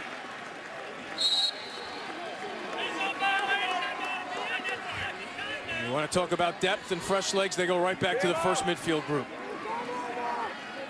There's no messing around now. You are going to live or die with your guys. You think about training all fall, all December, January, February. Practice starts. You run, you lift. Save! Schneider laying out to stop Golasso, his 15th. Gets it to Kelly. When we came on the air talking about the roller coaster year for Schneider. You know that position better than anybody. What do you see from him now that maybe wasn't there at the beginning of the year? Fundamentals, I thought at the beginning of the year he was flopping, guessing. That is going down too early on many shots. Now he's become more of a reaction goalie, trusting his fundamentals, holding a higher stand-up position. And his rebound control today has been terrific. That has been an issue for him all season. Reed, Tinney, Catoni. The first midfield group for Dave Petramala out there. Here's Tinney. Draws a switch. Now they pull Catoni. 55 in blue, Joel Tinney, freshman from Canada, via Culver. Fiery competitor. Culver Military Academy in Indiana near South Bend. This moment's not too big for that freshman. You mentioned he scored the game-winning goal in overtime against Penn State. That might be the most important goal of the season so far. Helps spark this turnaround. Shot clock on for Reed and the Blue Jays. Reed down the alley. One more. Now they're patient. Catoni can't make the catch. They come up with it with 15 to shoot.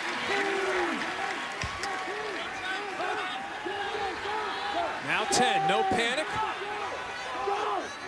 Reed. Inside feed, nobody home. So the Orange will come up with the turnover if they can complete the ride, as Brown hasn't given up on it, and he forces the tough pass, and he'll go out of bounds for the turnover. No, Young keeps it in. Wardwell's still in. Wow. Finally, it goes out of bounds.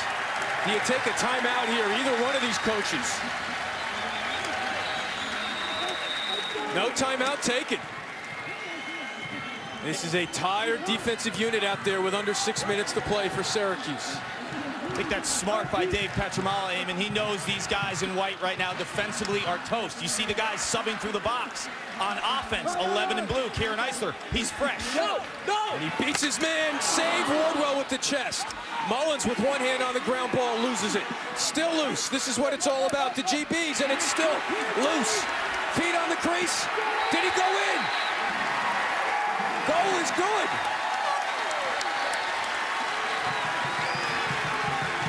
John Desko again. Unhappy with the officials. That look says it all.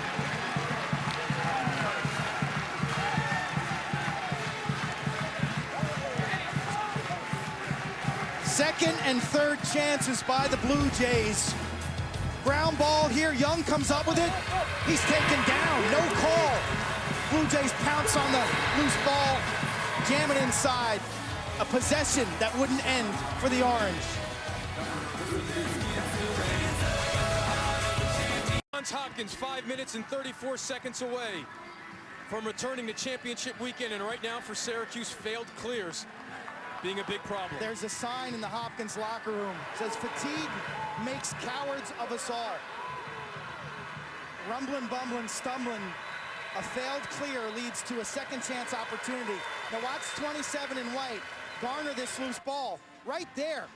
In my estimation, that's got to be a loose ball push. He's taken down. You think it was clean? It just looked like he might have misstepped on his own. That's a tough call right there.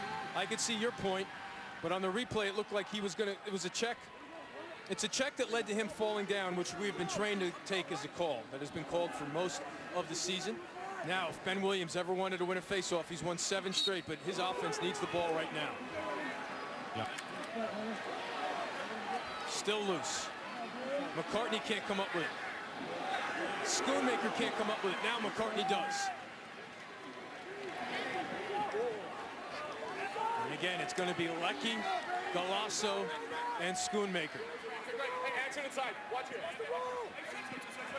Rice being guarded by Fields. Fields recovers. Good one-on-one defense.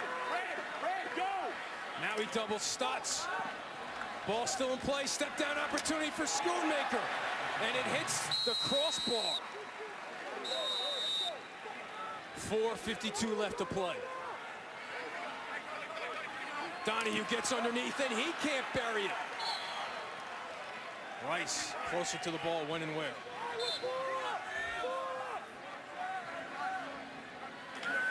Now Rice. Schneider ready for that quick release. That ball's going to stay in play for Carlini. He's got an open man in the middle of the field, and he finds Castronova.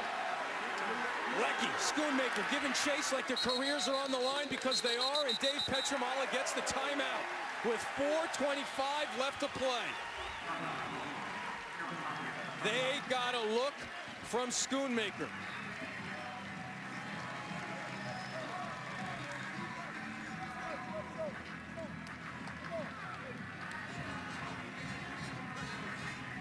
Now it's time for our pick-you-up moment of the game, brought to you by Enterprise, and it was the exclamation point to a strong third quarter for the Jays. Clock and game management. That is a hallmark of Wells Stanwick game. Realizes that time is not on his side. He's got to go now. beats his man to the inside, gets that ball out of his cross before double zeros. The goal counts. That gave Hopkins an 11-8 lead at the end of the third period. There's the Syracuse offense hoping to get the ball back. But the onus now is on the defense, Quint. 4:23 left to play, down by 4. A team that knows how to play patient has the ball. Too early to double? Too early to take Wardwell out of the crease? No, I would not double with the goalie yet. Not until maybe 3 minutes to go. But I think defensively, you got to put your fresh guys, your fast guys out there and ask them to extend and start playing the ball carrier over aggressively. Maybe give up a shot. It's not the worst thing in the world. Notre Dame and Denver have booked their travel plans. They're going to the city of brotherly love. They're racking up some frequent flyer miles with the trips from Indiana and Colorado, but who will join them? North Carolina, Maryland to follow. Let's check in with Paul. Tale of two huddles. Syracuse obviously panic mode, down 4 with 4:23 left. They're going to press out. How is Bobby Benson, the offensive coordinator for Johns Hopkins, going to counter that? Spread the field and keep the ball up top for as long as they can, Quint. They're looking at the refs probably, whether you like to hear it or not, that they call the game the same in the first quarter and the fourth. They'll be quicker to hit them with a stall. So keep the ball up top and then get behind with it and run the offense and possibly attack. Like you said, you're going to have to think shot. A trend that the Orange want to reverse here in the final 4:23 is the number 2 seed's inability to make it to championship weekend. 2009, the last time a 2 seed advanced. Twice Syracuse has been that 2 seed to be upset. 2010 to Army, last year to Bryant. Now on the ropes against unseeded Johns Hopkins. Aiming the ball, staying up top because it's harder to get trapped when you're playing in the middle of the field. You go behind, that double is coming quickly. Now they go behind. And now Mullins jumps on the switch. Still not a double. Wardwell still in the crease. Again, do the officials hit him with a shot clock? Who's creating offense? How long do they let him go? Katoni off the cut, feeds the crease. Oh, could that be the dagger to go up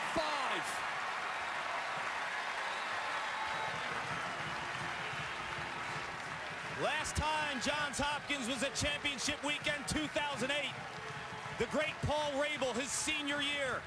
6 goals against Syracuse in the national title, not enough. Right now, the dagger might be a freshman with the last name Stanwick. Ring a bell? A pair of freshmen, Tinney, 55, the little dish inside, and more patience from Shaq.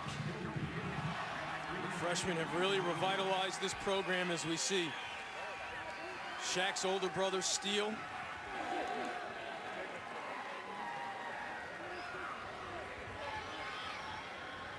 Again, Dave Petramalo coming in 7-3 in rematch games to teams he lost the first meeting to. The Stanwicks today, 8 goals, 4 assists. Revenge has been a huge storyline in this year's NCAA tournament. And there's a takedown. That'll be an easy call against Castronova, so Syracuse will get the ball back. Ben Williams doing his job. He and his wingmen have won 9 straight faceoffs. They have not led to goals here in the second half like they normally have for this group that won the ACC tournament. Still plenty of time left for a group that can score quickly. Galasso against Castronova. About to get triple team, doesn't matter. Drills it in the corner. Says hold off on the eulogies and the obituaries right now. We're still in this ball game. His 8th hat trick of the season. Look at him use the defender, understand that he's on his back, but he's not in his shooting space. Turn quickly, and a lefty, absolute laser, finds the top shelf. Galasso has had a wonderful senior season, his 36th goal. The roll dodge is where all the momentum came. Quint, he went from right to left. As he went to his left, it was giddy-up time. And you saw that look on Dave Petramalo's face. He knows this one is far from over.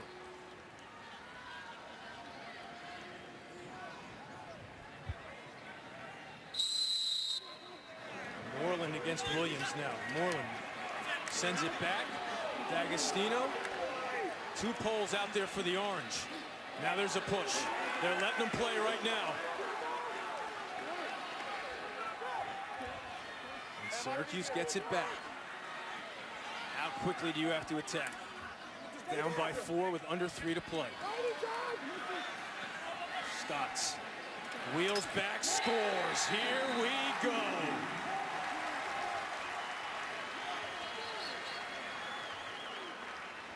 So slippery is Randy Stotts. All right-handed, but it doesn't matter because if you overplay his dominant hand, he can throw an array of stick fakes and tricks behind the backs. This time, you see the overplay by the defense. He uses that to his advantage, slips underneath and keeps his angle. Overplaying right there. Then the slip, the goal. Textbook inside roll. Planting that left foot, rolling back, feeling the trail check. Schneider came off the inside post. Stotts had made a living today on the far post. Goaltender maybe a little guess there. Hopkins goes back to Kennedy. He pushes it forward and comes up with the possession momentarily. And Dave Petramala with the timeout.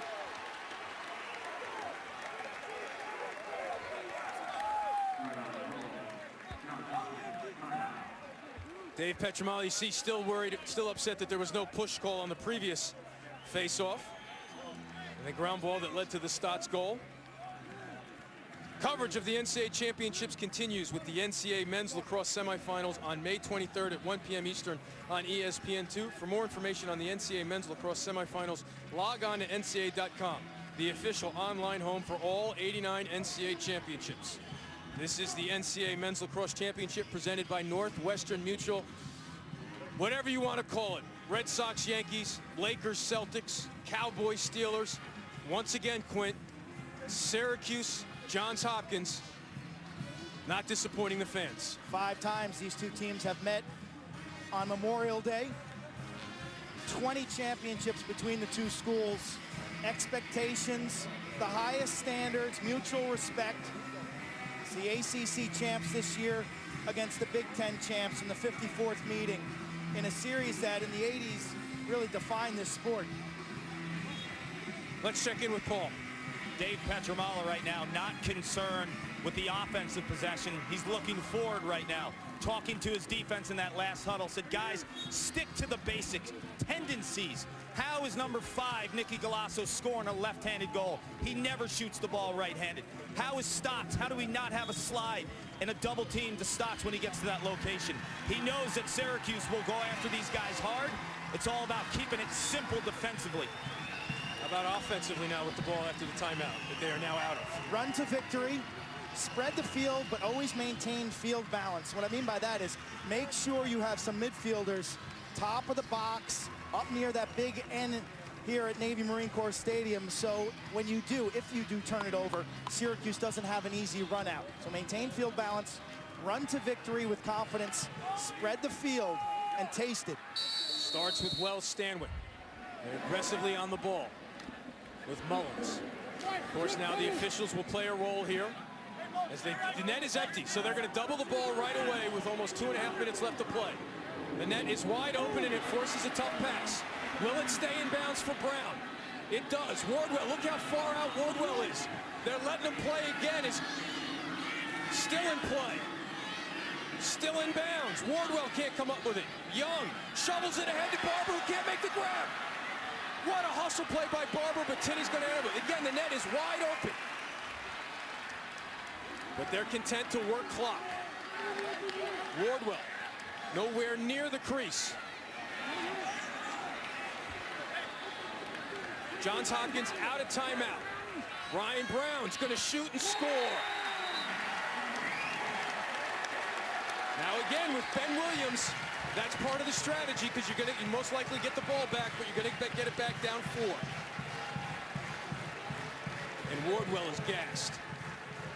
How many first-time ground balls today have Syracuse players fumbled or not completed the scoop on?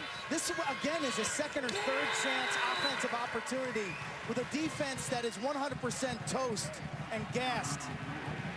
And And that ball was sitting by the sideline with Wardwell and Young getting a crack at it for about 10 seconds. Barber drops the balls right to him and he drops it. Yep. That's right. So now, down by 4. The last time all 4 top seeds advanced to championship weekend was 05. Johns Hopkins right now hoping that trend continues as another ground ball goes out of bounds, leading to a Johns Hopkins possession. This was a team, Johns Hopkins, at 4-6 that the lacrosse world wrote off. Now they are 95 seconds away from returning to championship weekend. They were 4-6. And on the ropes. Games they gave away to Princeton and Virginia. A defense that was porous, to say the least. Turning point, Penn State. They win in 2 overtimes. Come back the next week, 2 weeks later at Maryland, and finally play with that sense of urgency and that emotion that you're waiting to see from this team. It looked like they're having fun again. Put up 15 against a very good Terps defense. And Wells Stanwyck, one of the veterans who knew time was running out. You always talk to coaches. The seniors can see the finish line. Has picked it up today. Being covered by some pretty tough defenders down low, and I think he's shown some strength, a fearlessness approach to get to the middle of the field, to deal with defensive pressure. He had a hat trick to start this ball game, and the senior captain set the tone. His brother Shaq has come on now in the second half. He's got 4 goals.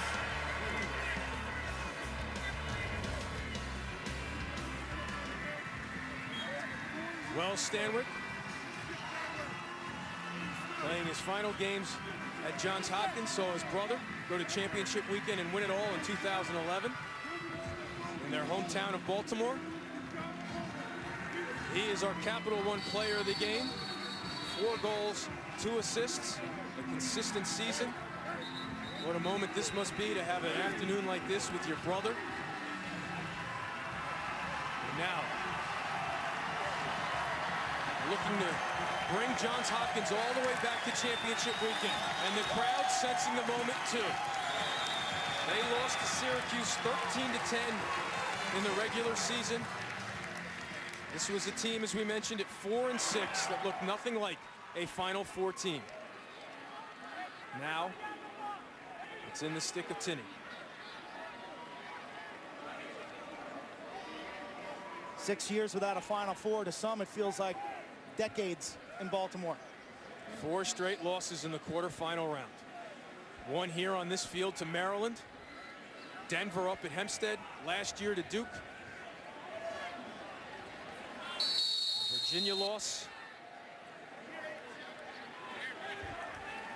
That could quickly become ancient history as you preserve this lead and book your trip to Philadelphia.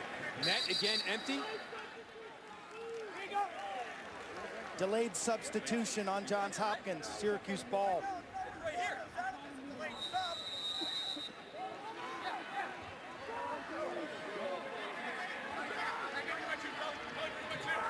Again, when you can play make it, take it with these offensive players, you can make up the deficit quickly. Kelly giving Stotts nothing. Golasso can't make the catch. Schoonmaker now to Golasso. Taking too long, but he makes the pass to Rice. Too long, but the right play. 16-13. What a game by Golasso and Rice.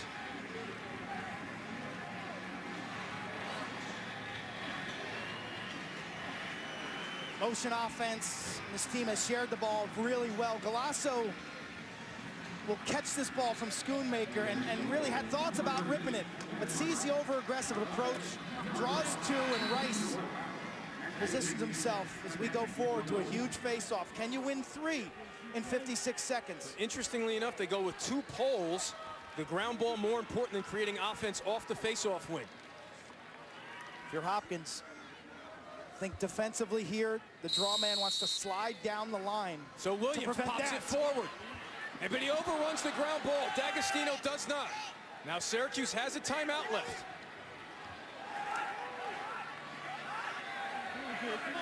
They don't take it here because they like Rice, who's going to draw nothing. Feed inside, shot and a goal. Schoonmaker. As we said, they will not go away.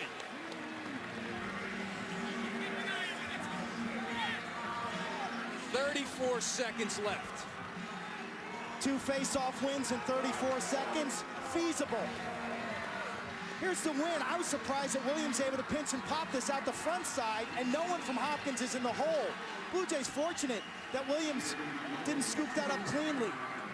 Schoonmaker left-handed, Portland, Oregon native, future Chesapeake Bay Hawk. And he goes right back to the wing, and now, Quint, to your point, Castronova. This face-off guy look has at that. to step There's down a great the look line. at your strategy here. Top left of your screen, you see 22 in blue. He's going to take away transition. This draw man should take a heavy step with his right leg, slide down the line. Violation, and it's a penalty. Third of the half on Johns Hopkins, so we'll get an extra man look for a team coming in, converting at 49%.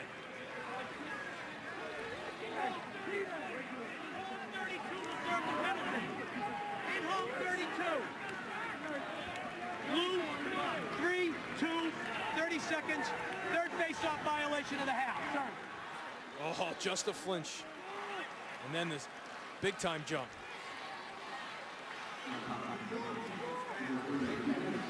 Ain't over yet, folks.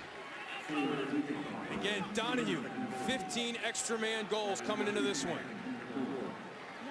Syracuse converted on its only extra man opportunity in the game. Schoonmaker scored that one. And now John Desko is going to talk things over with one of the best extra man units in the country. Is it the strategy to go here? I think he's trying to figure out an offense that doesn't require perimeter passing around the outside. I mean, you got to step into the box now and go.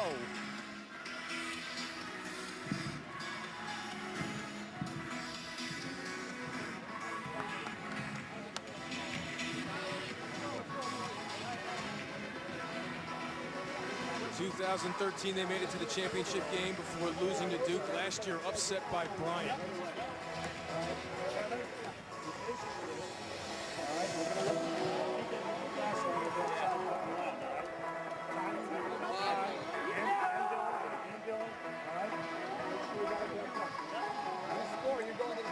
Let's check in with Paul. Coach John Desko talking to his extra man unit. Kevin Rice behind the cage. Told him to be patient, go for an overload, meaning the Syracuse 6 offensive players will shift to one side. They think the seam will be given to Nicky Galasso, 5 in white, and he's dual threat. If he gets the ball and they come charging out, you know he has the ability to pass, but he also has the ability to stretch a defense, which we've seen this afternoon. So Galasso at X behind the net. Don't sleep on Dejoux, the sniper. Let's see if Hopkins throws a little junk or a gimmick at him in terms of the shutoff or some pressure, or they just stay at home. Again, time is of the essence. Here's Dejoux. Gets it back to Rice with a look. Score! 23 seconds left. It's a one-goal ball game.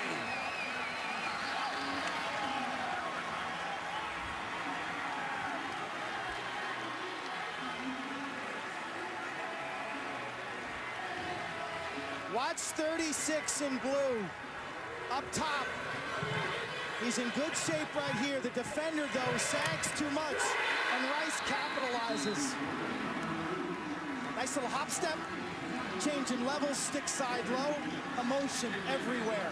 3 goals in 33 seconds, which you go back to the shot by Ryan Brown. Sure, he scored to make it 16-12, but he opened the door for the face-off game to take a roll. And Ben Williams, who's been the X factor all season for the Cuse, digs in, down by 1. Leckie and Schoonmaker on the wings needing offense. Moreland trying to tie him up for as long as he can. Does a little bit more than that. Comes up with the ground ball. But he almost gets picked off. Huge GB here. No timeouts left for the Cuse. 8 seconds left. Traffic jam with 5, 3. Tinney picks it off, and the Blue Jays are going to Philly.